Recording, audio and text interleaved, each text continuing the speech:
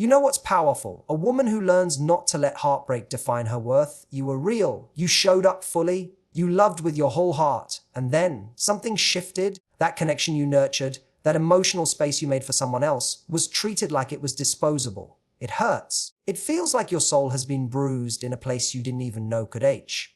But listen to me. This moment, right here, this is not your ending. This is your awakening. You don't break someone's ego by seeking revenge. You break it by refusing to be broken. You break it when you glow up emotionally, spiritually, mentally.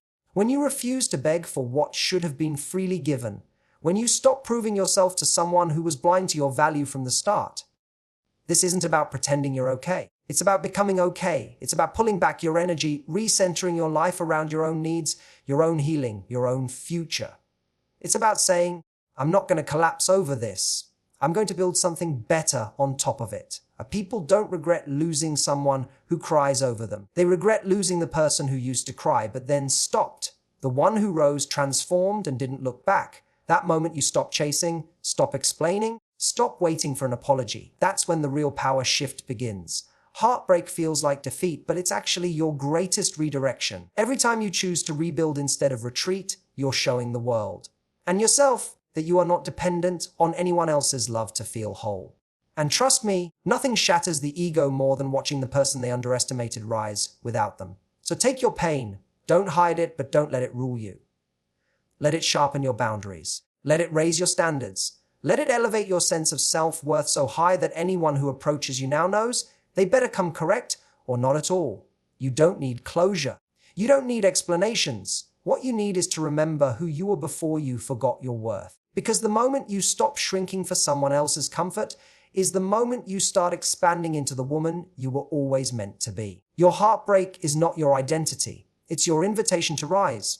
When someone walks away, when someone chooses not to see your worth, when they treat your vulnerability like weakness, the first instinct is to question everything about yourself. You start to wonder if you weren't enough, if you did something wrong, if you should have tried harder or stayed longer or forgiven more. But the truth is, heartbreak is not a reflection of your value. It's a reflection of their inability to recognize what was in front of them. The pain you feel is real and it's valid, but it is not a permanent mark on who you are. It is a moment in time that's calling you to see yourself differently. It's not trying to destroy you, it's trying to wake you up. Heartbreak shakes you, but in the shaking, it reveals everything you forgot about yourself while trying to be enough for someone else. The way you loved, the loyalty you gave, the emotional space you created, the way you stayed even when you were hurting, none of that was wasted. It showed your depth, your commitment, your courage to be vulnerable. And now, this moment is asking you to show that same loyalty, depth, and commitment to yourself. This is not the time to shrink or hide or let your confidence dissolve in the silence someone left behind. This is the time to remember who were before you poured so much of your energy into someone else's potential. You are not broken. You are being rebuilt. The pain is real, but so is your power. What happened to you isn't who you are. You are the person who survives it. You are the person who grows through it. You are the person who walks through the fire and refuses to come out the same. That's not weakness, that's evolution. Let every tear teach you. Let every silence shape you. Let every unanswered question become a reason to choose yourself with more certainty. You were not left behind, you were redirected. You were not forgotten, you were set free. This is your moment to rewrite the way you see yourself. This is where you stop tying your identity to how someone treated you. Similar value, this is where you start rising with the kind of strength that doesn't need to be loud to be powerful. This is where you stop proving your worth to people who were never qualified to measure it. You break his ego by refusing to beg, chase, or explain. The moment you pull back your energy, the moment you stop fighting to be understood by someone who didn't try to understand you in the first place, that's the moment the power dynamic begins to shift. There's something unshakably powerful about a woman who chooses her dignity over drama, who decides that silence speaks louder than repeated explanations, who no longer tries to convince anyone of her worth. The ego doesn't get shattered when you cry or plead or try to reason your way back into someone's life. It gets shattered when you walk away with calm, unbothered clarity. It's when you stop needing closure, when you stop needing them to realize what they had. Because the truth is, people often don't realize what they had until it's no longer begging to be noticed. When you no longer reach out, when you stop waiting for a message, when you take back control of your thoughts and your time, they start to feel the space you once filled. The attention you once gave, the love you once offered, the care you used to pour out without hesitation. It all becomes something they can no longer access, and that absence speaks volumes. You break the ego not with anger, but with elevation. When you invest that same energy into your healing, your passions, your growth, you create a version of yourself that doesn't just move on, but moves up. The kind of woman who doesn't chase is the kind of woman people remember. She doesn't block out her pain, but she doesn't let it define her either. She transforms it. And in doing so, she becomes a mirror that forces the other person to see themselves clearly. What they lost, what they overlooked, what they will never have access to again. You don't need to make a statement. You become the statement. You become the version of you that doesn't entertain breadcrumbs, that doesn't sit in emotional limbo, that no longer explains why she deserves love, respect, consistency. The ego expects a reaction. It feeds off your desperation, your confusion, your need for answers. The moment you detach, the moment you prioritize peace over validation, you take away everything the ego thrives on. You make it clear that your value is not up for debate, that your presence is not a given, that your attention must be earned. You stop being predictable, you stop being available for anything less than what you deserve, and in that space of quiet self-respect, something remarkable begins to happen, reclaim your power by shifting your energy back to yourself. The moment you stop focusing on what went wrong, who walked away, or why someone didn't choose you, is the moment you begin to pull yourself out of emotional survival mode and back into a space of self-ownership. Every time you replay the story, every time you wonder what you could have done differently, you're feeding energy into someone else's chapter in your life. But your power was never meant to live in their hands. It was always yours. You reclaim it not by rewriting the past, but by redirecting your future. Start by becoming aware of how often you give your mental real estate to memories that no longer serve you. Each thought is an investment. Every time you choose to think about how they made you feel small, or how they failed to show up for you, you take away time and emotional energy from your own evolution.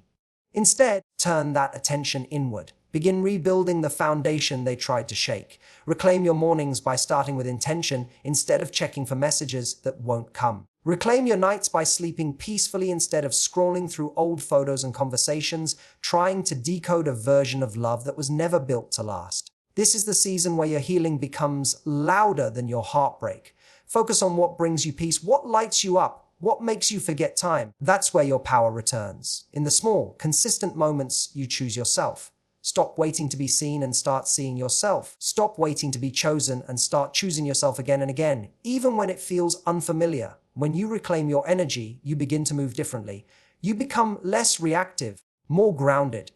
You stop needing to be noticed and start becoming undeniable. You don't try to prove your value. You embody it.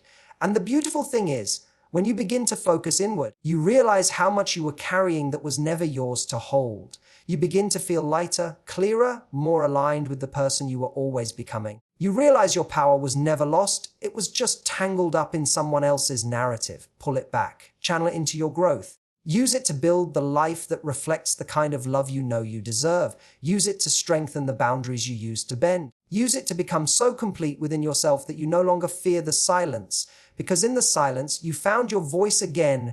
The ultimate glow up is emotional independence, not revenge. There's a moment after heartbreak where you get to decide who you're going to become. You could stay stuck in the loop of bitterness, of waiting for them to notice, waiting for them to care, hoping they'll wake up and see your worth. But that only chains you the version of yourself that was waiting to be chosen. The real transformation happens when you stop focusing on who hurt you and start focusing how to become the kind of person who doesn't need that kind of validation anymore. Emotional independence is quiet but powerful. It's not about pretending you don't feel. It's about learning how to carry your feelings without letting them control you. It's waking up in the morning and knowing you're going to be okay without needing message from someone else to confirm it. It's going through a day knowing your mood doesn't have to rise or fall based on someone else's presence or absence. You become emotionally independent the moment you decide that your peace, your joy, your self-worth are not up for negotiation. It's when you stop asking, why didn't they pick me? And start asking, why did I settle for being an option? It's when you stop looking for someone to rescue you and start becoming the person who saves herself. That's the real glow up. Not the pictures, not the staged moments meant to provoke jealousy, not the illusion of having moved on. The glow up is in the silence, the discipline, the way you take your power back by focusing on a healing instead of your hurt. You stop trying to be seen and start seeing yourself. You stop needing to be loved by someone else and start building a love so steady within that it no longer depends on external reassurance. You invest in your growth, your peace, your passions. You rebuild the parts of yourself that were ignored while you were too busy pouring into someone who never filled you back up. And in doing so, you become magnetic in a way that doesn't scream for attention, but naturally attracts everything that aligns with your new frequency. You no longer respond to breadcrumbs because you're feeding yourself with your own abundance. You no longer shrink to make someone else feel bigger. You stand taller because you know your worth doesn't come from being chosen. It comes from choosing yourself every single day, regardless of who stayed or left, and let your pain refine your standards, not lower them. Heartbreak has a way of making you question everything. Your judgment, your expectations, your intuition, even your capacity to be loved. But pain isn't a signal to settle. It's a signal to rise. It's there to teach you what not to accept again, to sharpen your awareness, to expose the red flags you once painted over with hope. The discomfort you feel is not just loss, it's revelation. It's the uncovering of all the little moments you ignored, all the ways you silenced your own needs to keep someone else comfortable. Pain is not meant to break your belief in love. It's meant to build your belief in better love. You didn't go through this to lower the bar just to avoid being hurt again. You went through this so you could stop negotiating your worth in spaces that don't honor you. Let every tear teach you something about what you actually deserve. Let every disappointment become a new boundary. Let every unanswered message, every broken promise, every emotional high and low become a reminder that inconsistency is not exciting, it's exhausting. Your pain didn't come to make you hard, it came to make you wise. Let it guide you, not define you. Let it remind you that you are not meant to tolerate chaos just to feel connection, that you're not here to be chosen only when it's convenient. That love is not meant to be proven over and over again to someone who never valued it in the first place. Your new standard should be built on emotional clarity, on steady love, on someone showing up because they want to, not because you had to convince them. Raise your standards not out of spite, but out of self-respect. The next time love enters your life, you'll be able to recognize it not by how much it excites you, but by how safe it makes you feel. You'll notice when someone sees you, not just when they want something from you. And more importantly, you'll walk away the moment it feels familiar in all the wrong ways.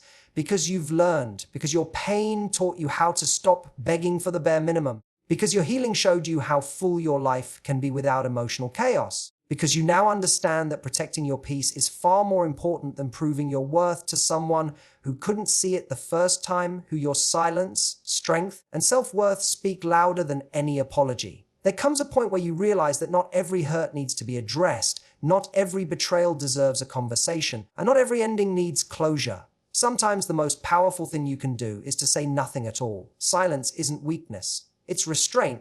It's discipline. It's the decision to stop giving your energy to someone who already showed you they don't know what to do with it.